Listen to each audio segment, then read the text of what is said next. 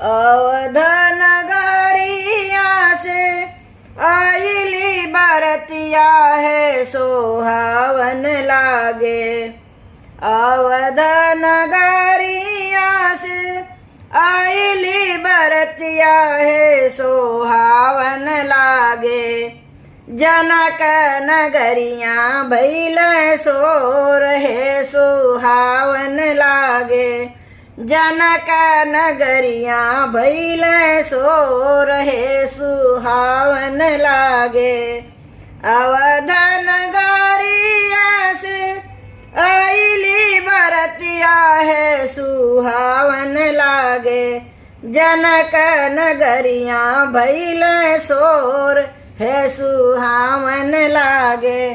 जनक नगरिया भैल सोर है सुहावन लागे।